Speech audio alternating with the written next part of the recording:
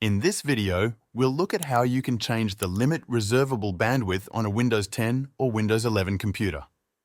By default, Windows can reserve a portion of your internet bandwidth for important tasks.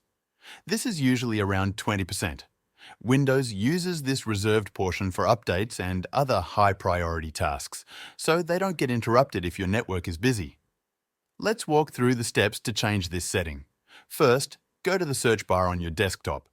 Type in GPDet. You should see something called Edit Group Policy. Click on that.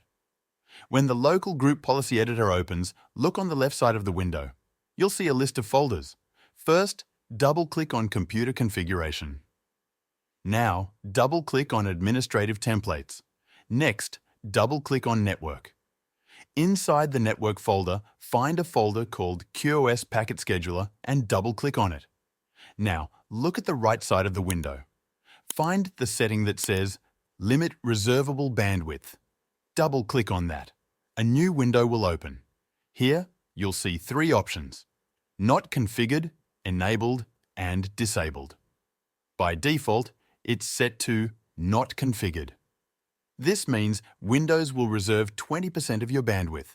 If you want to change that, select Enabled.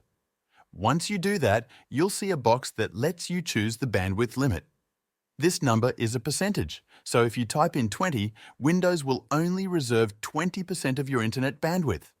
You can also set it to 0 if you don't want Windows to reserve any bandwidth at all. When you're done, click Apply and then OK. Now close the Group Policy Editor. To make sure the changes take effect, restart your computer. After the restart, Windows will follow the new limit that you set.